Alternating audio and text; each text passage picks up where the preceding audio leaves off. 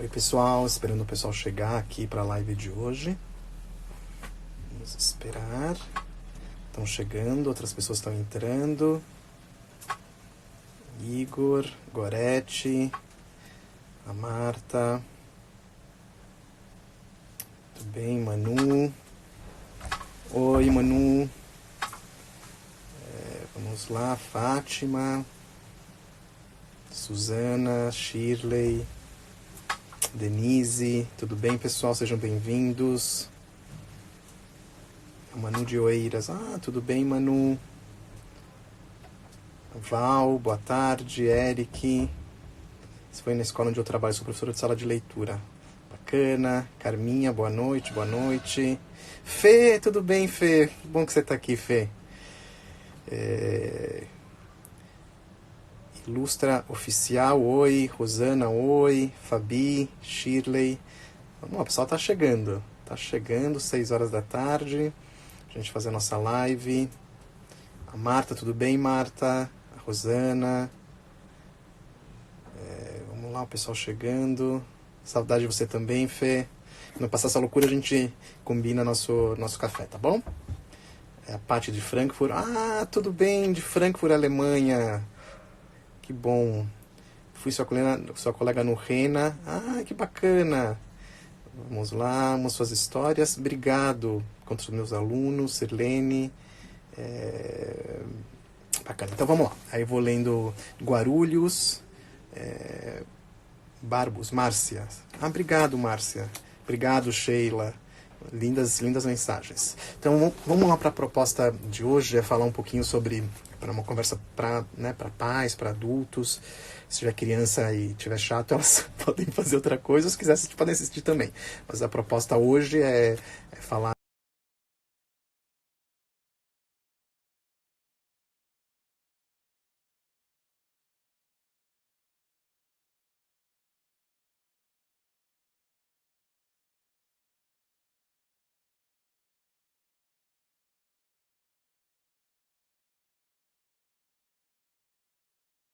que parece uma coisa menor, simples, né?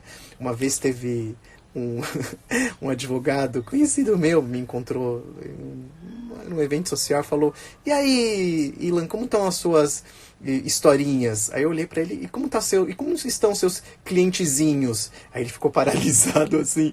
Aí eu expliquei pra ele assim: pô, cara, eu estudo muito, né? Eu fiz mestrado, eu fiz doutorado, leio pra chuchu, trabalho, me esforço, quero fazer o livro mais lindo do mundo. E o cara vem falar historinha. Não é historinha não, meu filho. Tem muita coisa por trás disso, né? Então, as histórias, elas têm uma coisa muito, muito forte. E tem muitos autores falando sobre isso e muita teoria. Então, eu queria ler para vocês algumas coisas. Depois eu abro para as perguntas, eu vou lendo aqui o pessoal que vai entrando, que vai ser bem legal, tá? Então, eu queria começar com um livro de uma autora que, olha, gente, olha que interessante. Não é à toa que essa autora hoje, se você vai pegar os jornais, ela está no primeiro lugar dos mais vendidos. Ela está há muitos anos nos mais vendidos, né? E hoje ela está no primeiro lugar, estava olhando assim, primeiro, que é a Clarissa Píncula Estes. Clarissa Píncula Estes, com um livro que chama As Mulheres que Correm com os Lobos, que virou um clássico, As Mulheres que Correm com os Lobos.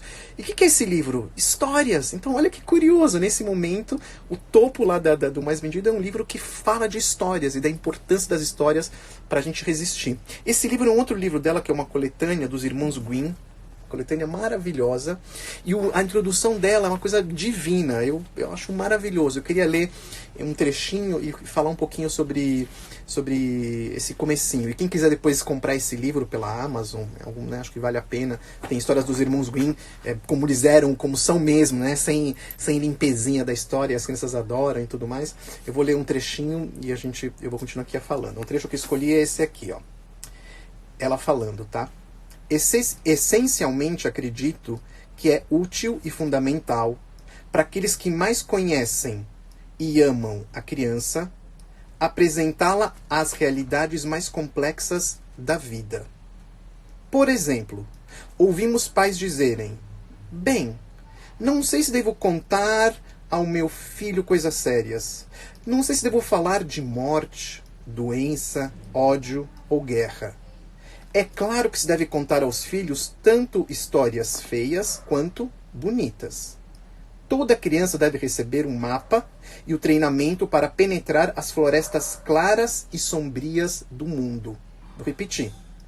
Toda criança deve receber um mapa e o treinamento para penetrar as florestas claras e sombrias do mundo. Omitir que há violências, más opções e grandes paixões que subjugam a mente e não ensinar a criança como proteger sua alma a enfraquece. Vou repetir. Omitir que há violências, más opções e grandes paixões que subjugam a mente e não ensinar a criança como proteger sua alma a enfraquece. E é exatamente isso, a enfraquece. Nesse momento ela precisa estar forte. Forte. E para ela estar forte mentalmente, espiritualmente, ela precisa entender o que está acontecendo. Então a gente precisa trazer com esse mundo das histórias esse mapa, olha que bonita essa imagem, né? Esse mapa das profundezas do nosso ser. E as histórias falam exatamente sobre este mapa e fortalece a criança. A superproteção em relação ao mundo das histórias enfraquece sim a criança. Eu faço sempre uma comparação com a higiene. Os pais que limpam o tempo inteiro. Deixa eu aqui trocar aqui, não tá. Oi pessoal, voltei. Travou por causa da conexão. Deve estar muita gente usando a internet agora, né? Então acho que isso que está acontecendo. Eu tô vendo que o pessoal está fazendo perguntas, eu vou responder depois de um tempinho da minha fala, tá bom? Depois eu abro aqui a caixa de perguntas e tudo mais, né? Espero que tenha voltado aí para todo mundo. Eu vou continuar aqui falando. Então, você afastar a criança, afastar a criança dessas temáticas que está colocando aqui a Píncula, eu concordo com ela, enfraquece ela. Eu faço uma análise muitas vezes, eu parei nisso, com aqueles pais. Vocês têm pais aí que estão me ouvindo que são assim, tá? Que são muito neuróticos com a limpeza da criança. E limpa o tempo inteiro. Põe querosene. E de tanto que limpa, a criança vira alérgica. Ela vira alérgica. E a gente percebe muito isso. Nunca teve tanta criança alérgica no mundo. Eu falo que é alérgica a produtos que a gente, né, que eles comem, que eles usam nas roupas, às vezes alérgicas à vida, à própria vida. Então por quê? Porque a gente limpou tanto essa criança, às vezes, limpou tanto, que a gente não criou anticorpos para ela. Né? É como está acontecendo com esse vírus maldito aí. Né? A gente não está preparado para esse vírus. Não está. Se a gente tivesse preparado, quer dizer, hoje o H1N1, a gente consegue, né, lidar melhor com ele porque a gente já está mais imunizado, a gente tem a vacina, muita gente pegou. E um pouco essa relação também com o mundo das histórias. Se a gente limpar demais as crianças, elas viram mais alérgicas, menos protegidas, mais fracas. A mesma coisa para o mundo das histórias. Não fala sobre isso, não fala sobre aquilo, não pode, e acontece um pouco isso, né? Então esse é o trecho, vou voltar a falar eu vou mostrar esse livro de novo para quem não conseguiu anotar. Vale a pena essa autora, eu tenho paixão eu tenho livros bem antigos dela, são livros lindos. É uma grande Clarissa Estes Píncula, não sei se está espelhado, né? Clarissa Píncula Estes. Maravilhoso. Outro livro que eu separei aqui para poder ler para vocês é de um outro clássico, super clássico dos clássicos, desse mundo das histórias, né, a gente poder entender a importância delas nesse momento, que é A Psicanálise dos Contos de Fadas, do Bruno Bettelheim. O Bruno Bettelheim é um austríaco, né, psicanalista. Ele passou pela Segunda Guerra Mundial, foi um sobrevivente de um campo de concentração, e tem livros sobre isso, né, sobre o campo de concentração. Quando ele saiu dos campos de concentração, ele começou a trabalhar com crianças, né, o psicanalista que ele era, e fez essa obra clássica, né, desse mundo. Muitas coisas eu não concordo, e realmente com as pesquisas e com outras coisas que a gente sabe hoje em dia, algumas coisas elas ficaram um pouco, né, precisam ser mais atualizadas, mas no geral é um livro belíssimo e tem grande parte da obra ainda faz muito sentido. E eu queria ler aqui também um outro trecho e a gente aqui continua a nossa conversa, aqui um trecho que eu escolhi aqui para vocês. Vamos lá onde eu parei aqui. Sobre os problemas dos seres humanos.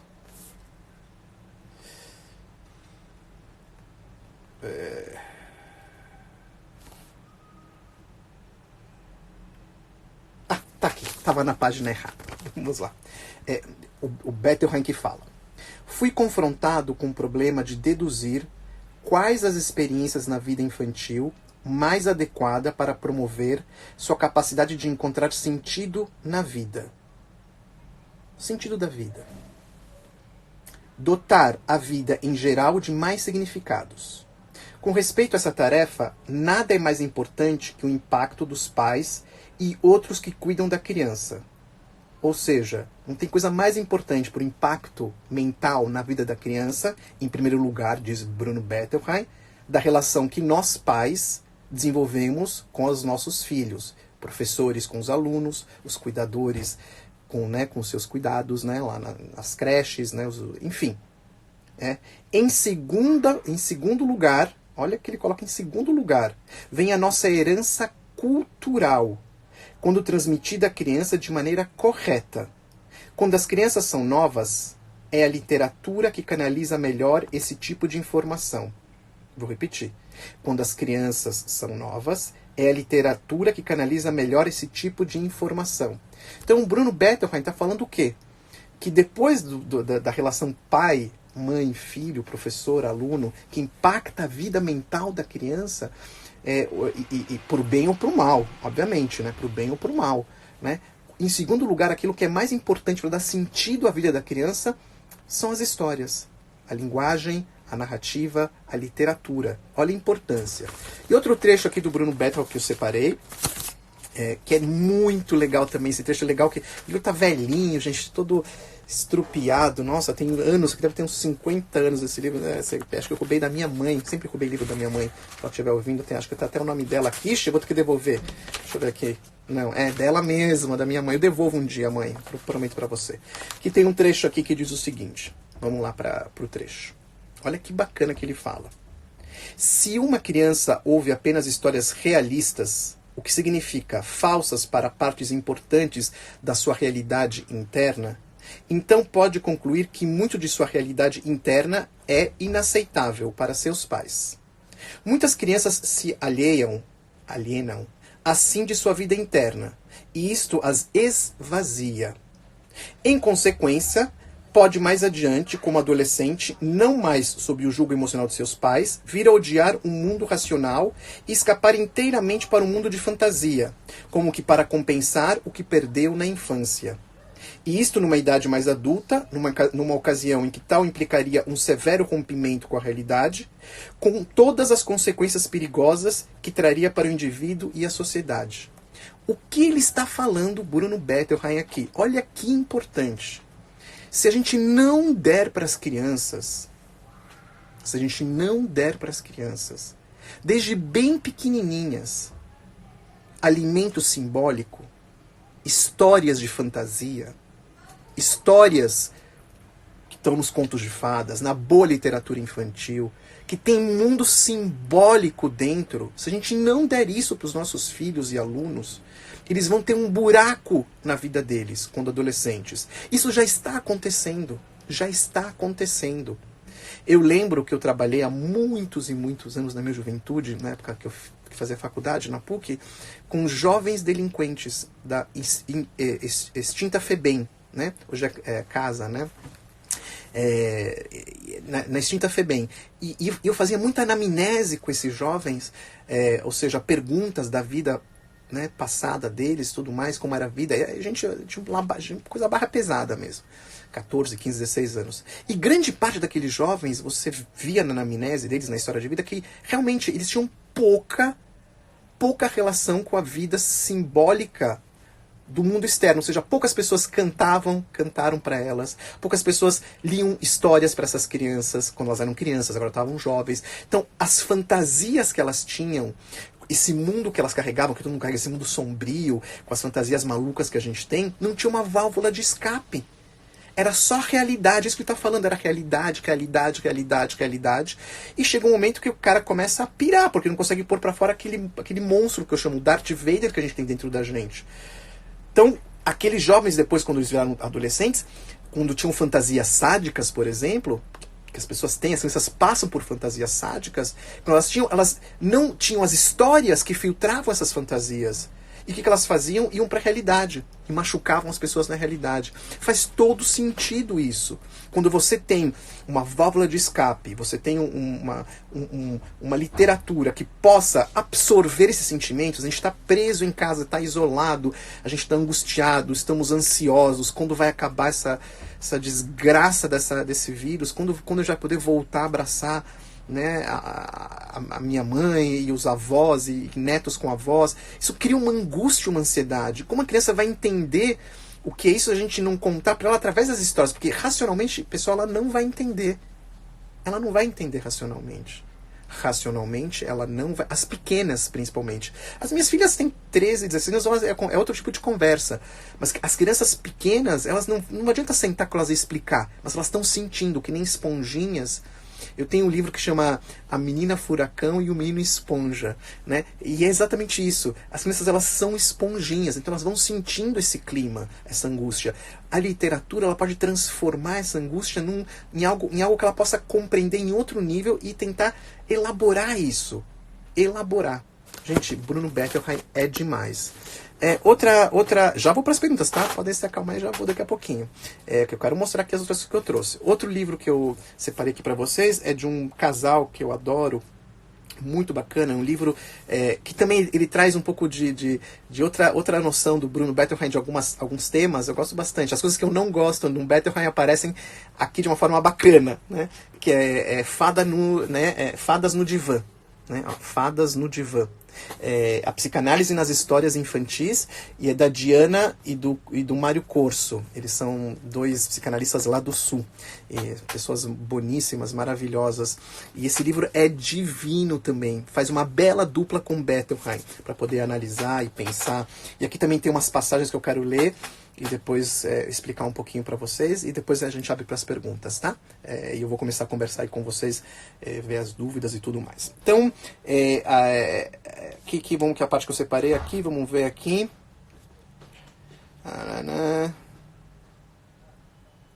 Aqui. Onde tá?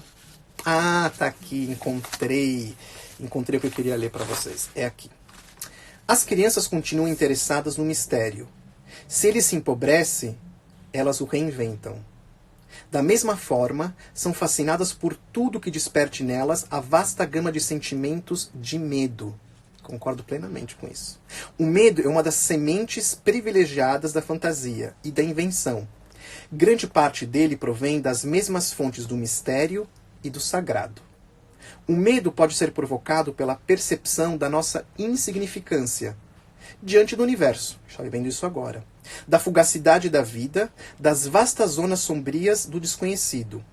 É um sentimento vital que nos protege dos riscos da morte. Em função dele, desenvolvemos também o sentido da curiosidade e a disposição à coragem, que superam a mera função de defesa da sobrevivência, pois possibilitam a expansão das pulsões de vida. Ela continua. As crianças procuram o medo. As histórias infantis incluem sempre elementos assustadores, que ensinam os pequenos a conhecer e enfrentar o medo. Curiosos e excitados, os pequenos exigem que os adultos repitam várias vezes as passagens mais amedrontadoras dos contos de fadas. Vocês sabem que é verdade. A madrasta malvada da Branca de Neve é mais popular do que os bondosos anõezinhos. Isso como a bruxa comedora de crianças de João e Maria, ou o tenebroso Darth Vader, do contemporâneo Guerra nas Estrelas. Isso é verdade. Vale muito a pena conhecer essa história. As crianças anseiam por isso e querem isso. A repetição tem muito a ver com isso, na verdade. Eu gosto também muito de um teórico italiano chamado Gianni Rodari. E o Gianni Rodari, ele fala que as crianças gostam de repetição, além de poderem elaborar o seu medo, porque elas querem repetir. Então, explicação clássica. Pai, conta de novo. Mãe, conta de novo. Professor, conta de novo. Professora, conta de novo. A explicação clássica. A criança, ela quer ouvir de novo aquela história, porque, como estão falando esses escritores, pesquisadores, as histórias, elas são um mapa emocional da criança. Então, a história bate na emoção dela, num primeiro momento meio confuso. Quando ela pede de novo, é por uma compreensão maior, uma reelaboração. Você vai entendendo melhor e controlando melhor esses sentimentos. Então, por exemplo, quando tem um medo na história, conta de novo, na segunda vez, ela consegue controlar mais o medo. Na terceira vez, mais ainda. Montanha-russa. Né? Eu já fui em montanha-russa. Hoje eu não sou muito fã, não, confesso. Eu já fui muitas vezes, mas né, mais novas. Minhas filhas amam. Então, quando você vai na montanha-russa, você chega no chão lá e fala, quero ir de novo. A gente é doido, né? E você vai terceira vez, quero ir de novo. Por quê? A primeira vez, aquela emoção, adrenalina total. É aquele conto novo. O conto de fada, a primeira história nova. Aquela emoção, aquela excitação. De novo, você sobe de novo na montanha-russa. Na segunda vez, você controla um pouquinho mais seu medo, tem um pouquinho mais de prazer. A terceira vez, você sabe quando vai para um lado, quando vai... A quinta, sétima vez, continua sendo uma delícia. Mas você tem mais controle das suas emoções. Olha que poder que isso tem. Isso também vale para os contos de fadas. O Gianni Rodari, que é um autor italiano, A Gramática da Fantasia. Leiam esse livro. Muito legal. Ele diz que a repetição também tem uma outra coisa muito bacana. Eu gosto muito dessa interpretação. Eu vivi isso muito. Em vários lugares aqui em casa, quando eu trabalhava em creches, vários lugares. Quando a criança pede conta de novo, o que ela está fazendo? Ela está te mantendo do lado dela. Então você terminou a história, conta de novo, você não vai embora. Ela vai te manter. Um adulto significativo, que está fazendo uma coisa maravilhosa, que é compartilhar uma história. E diz o Rodari que ela pode abandonar um pouco a história a terceira, quarta vez e se vincular afetivamente com aquele que conta. Olhar para a pessoa, olhar os traços, né, olhar um pouquinho aquele contexto amoroso que está acontecendo. Então, a repetição faz um adulto significativo ficar ao seu lado. Né? Claro que às vezes a gente dorme no meio do caminho, né? Já aconteceu comigo também, mas paciência, né? Pessoal, olha, então, eu tô aqui falando aqui a beça, eu vou abrir agora para a minha caixa de perguntas para ver as perguntas que estão rolando aqui. Tem uma caixinha aqui que tem 7 perguntas e vamos ver se eu consigo responder para vocês tudo. Tem outro livro também que eu queria falar, e se rolar alguma coisa eu trago, que é também maravilhoso, mas posso ficar horas aqui falando, quem me conhece, mas vou me controlar. Para ser uma live também não ser uma coisa chata, né? Vamos ver aqui, espera um pouquinho. Aqui na caixa de perguntas. Sugiro que você faça uma contação de história aos pequenos. Quem sabe eu me empolgo. Me aposentei faz muitos anos de contar histórias assim oficialmente. Quem sabe esse momento eu volte ativa. Então aqui vamos lá para as perguntas. Então, da contação. Aqui, Carol Levi. Oi, Carol, é muito importante. Vamos ver aqui, vamos chegar aqui mais pro final. Gente, é muita coisa. Oi, Ilan, sou professora da Escola Bosque das Letras, que fizemos um encontro de leitores e tivemos a honra de... muito bacana. Muito bacana. Por favor, faça uma live todo dia. Quem sabe, quem sabe. Vamos lá, pergunta se eu recebo aqui alguma. Você gosta de histórias da tradição oral? Ananda. Eu amo, né? Quando a gente está falando aqui das histórias, dessa força das histórias, as histórias da tradição oral são as que têm mais raízes. Vocês já repararam? Olha que coisa interessante isso, quando fala da tradição oral, da importância das histórias tradicionais. Muito importantes nesse momento, muito. Leiam livros infantis contemporâneos, leiam os meus livros para crianças. Já leem, né? Mas além dos meus livros, livros de tradição popular. Eu tenho alguns também recontos muito legais, mas pegar mesmo assim os irmãos Grimm, trazer o Ítalo Calvino, pegar Câmara Cascudo, pegar o Perrault. Por quê? Olha que analogia bacana em relação a isso. Quando tem uma tempestade, eu vi um documentário outro dia sobre o furacão Katrina, que foi aquele furacão em New Orleans, nos Estados Unidos. Nossa, uma tragédia. E que devastou, né, a cidade, o estado, uma coisa horrorosa. E nesse documentário mostraram, por cima, drones, né, sei lá que eram helicópteros, imagens da devastação. As casas no chão, tudo revirado, carros. E tinha também, né, assim, do lado das águas, o que me chamou muita atenção, tinha muitas árvores que não aconteceu nada. E a pessoa ia falando daquelas árvores, eram árvores centenárias. E aquela imagem me veio na cabeça, né? Numa tempestade, reparem, numa grande tempestade, árvores centenárias com raízes profundas, elas não caem. Grande parte delas se mantém intactas. As árvores mais novas, elas caem. Elas voam junto com o vento, vem pá. O que é mais enraizado, ele se sustenta mais, porque tem mais sabedoria, porque tem mais conhecimento, porque tem mais um mapa do mundo, do seu mundo. Né? Isso vale também para os contos tradicionais. Os contos tradicionais são as histórias enraizadas. Elas sobreviveram a guerras, a perseguições. a censura, e continuam sendo contadas. Então imagina quanta resiliência tem nessas histórias. Algo de bom elas têm que ter. E claro que elas têm, exatamente o que a gente está falando aqui. Essas histórias que vão manter a nossa sanidade mental. A nossa sanidade mental, sabe como a gente aproveita essas histórias? Sem saber, pessoal, mas muito que a gente está assistindo no Netflix, muito Netflix, Amazon Prime, Globoplay, na TV aberta, na TV a cabo, no YouTube, estamos no mundo de filmes, falando de filmes e seriado, usam a estrutura dos contos tradicionais. A gente, adultos, acha que a gente a gente está absorvendo aquilo. E eu conheço roteiristas, eu conheço pessoalmente roteiristas, eu sei que está por trás daquilo, eles usam mesmo essas histórias tradicionais, o formato delas, algumas, né, a coisa né, o sumo delas, para colocar isso na Netflix, por exemplo. E a gente fica lá babando como criança. A gente está lá no momento também de raiz. Mas para criança, o conto de fadas é muito mais intenso do que o Netflix ou o YouTube, porque passa pela interlocução de um adulto, de um pai, de uma mãe, né, de pessoas que têm uma coisa afetiva. Isso traz um benefício muito maior, né? Vamos lá. Minha filha já lê sozinha, é importante continuar lendo para ela?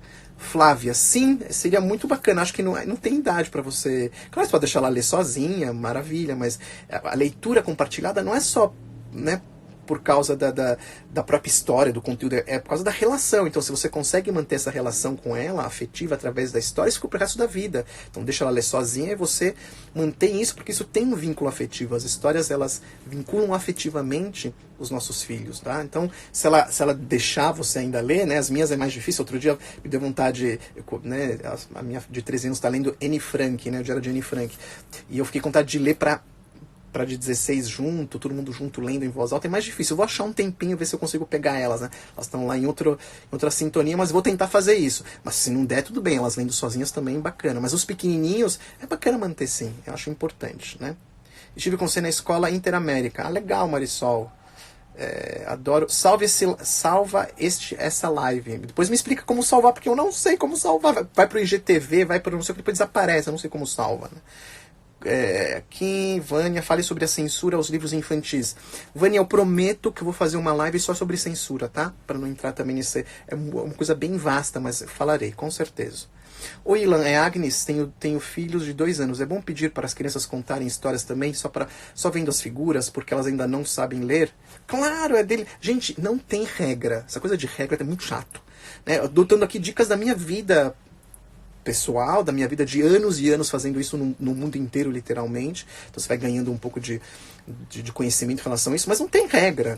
Mas claro que é bem legal pegar um livro de imagem e falar para ela, né, ela começar a falar. Então, por exemplo, você pega um livro desse aqui, que é o Enganos, que é um livro que eu tenho, né? Vocês viram como eu retirei o livro, né? Tava preparado. Então você vai lá, né, Agnes aqui. É Agnes, não sei se é o nome aqui.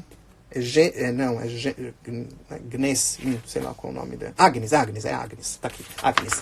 Então, por exemplo, você vê esse livro só de imagem, então ela pode falar, tipo, chama Enganos, o que é isso aqui? É uma menina com uma jiboia, deixa ela falar. Você vai ver que é uma menina com uma jiboia em volta dela, né?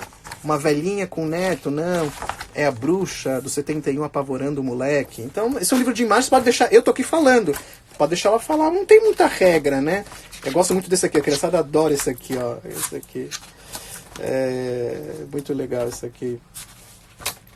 Esse aqui, ó. Né? O que é isso aqui? Parece alguém vomitando. A criança às vezes nem já percebe o que está acontecendo. É muito legal. É um bombeiro apagando o fogo. Enfim, pode deixar. Fica livre, Agnes. O importante é ter essa relação com o livro e não tem que bater ponto, né? Muito boa essa possibilidade de ouvirmos você falar. Ah, obrigado. Graziela, oi, Ilan, patrono da nossa biblioteca Santa Malha. Ah, muito legal, Santa Malha, abração para vocês. Quando que as histórias foram para os papéis? Quando que as histórias foram para os papéis? Saíram da oralidade? Ah, legal, Érica, que bela pergunta. Érica, essa transição da oralidade para o papel, ela tem um marco, né, no século XVIII, que quando se começa a pegar esses contos orais e transformar eles em contos de fadas. Então, tem algumas pessoas que falam que o começo da literatura infantil começou com Perrault, com Charles Perrault, na França, e que ele recolhia essas histórias, dava uma bela tratada num texto de papel, e ele começou a a contar entre a nobreza, entre os adultos, mas na verdade quem ficou mais interessado foram as crianças. Elas não nasceram para as crianças, né? Era para ler nos salões, e de repente as crianças se apropriaram daquilo e falaram, isso aqui é nosso, os contos de fadas são nossos. Então esses contos eles foram sendo colocados como foco para a criança a partir do século XVII, no papel, né? E os contos orais nunca deixaram de existir também, né? Isso é uma coisa que tem que ser falada, elas continuam existindo até hoje sem o papel, né? Eu leio muito, mas vejo que minha filha não se interessa. O que fazer? Precisa saber a idade dela, né, Marisol? Você tem muito livro bacana, cara, assim... Acho que tem que encontrar os livros, né? Por exemplo, eu estava falando com outra pessoa, fazendo um vídeo aqui, e sobre um livro italiano que eu brinquei muito com as minhas filhas, né? Que chama De Que Olho É Esse? É impossível uma criança não gostar disso. É você encontrar as histórias, encontrar os livros. É um livro mais para brincar. Para começar, você pode brincar, depois mais texto. Então é assim esse livro. De que animal é esse olho? Você olha e descobre que é de um cavalo. Aí, né? De que animal é esse olho? Uma tartaruga. Assim vai. De que animal é esse olho aqui? De um gato. Então, vou encontrar o livro, né, para criança, e acho que é por aí mesmo. Vai dar certo, Marisol. Que indique um para adolescentes. É o livro que eu falei da Cinderela Chinesa, acho que vale a pena. E o Diário de Anne Frank também, que eu indiquei, que minha filha pequena está lendo. Acho que livrão, viu? Você indica um curso sobre literatura infantil? Se alguém tiver, aí me dê uma dica aqui, que eu não estou muito... Deve ter vários cursos muito bacanas aqui, mas não está me vindo aqui nenhum aqui na cabeça agora. O Cicatriz é lindo, Janete. Simone, acontece agora. Decameron. Decameron é maravilhoso, é um clássico. Decameron tem muito a ver com o que a gente está vivendo. É impressionante o Decameron. Decameron, se vocês conhecem. Quem escreveu o Decameron foi o Boccaccio, Giovanni Boccaccio. É um livro de apenas 700 anos. Tem raiz. Não é Nutella. Tem raiz. E ele conta uma história muito assim... É de arrepiar, né? Você estava lendo esse livro faz pouco. Ele conta sobre a peste negra em Florença. E ele vai contando no começo do livro como foi essa peste, o isolamento social que eles viveram. Uma coisa chocante, gente. Uma coisa, claro que muito pior que gente. Lá, o pessoal, a peste negra era mortal. A peste negra e bubônica, né? Era das pulgas dos ratos. Veio da Ásia também, né? A peste, né? Através aí dos mercadores. E que os ratos estavam nos navios e tudo mais.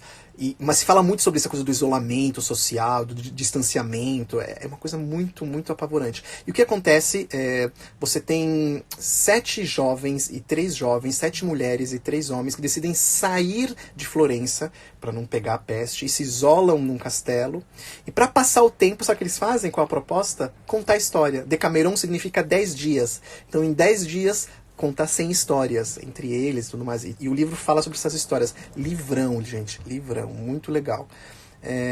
Repetir o nome do primeiro livro. Eu não anotei. Do primeiro livro, que deve ser esse aqui? Espero que seja esse aqui, ó. Os Irmãos Grimm, da doutora Clarissa Pinkola Estes. Espero que seja esse. Me diga se não for.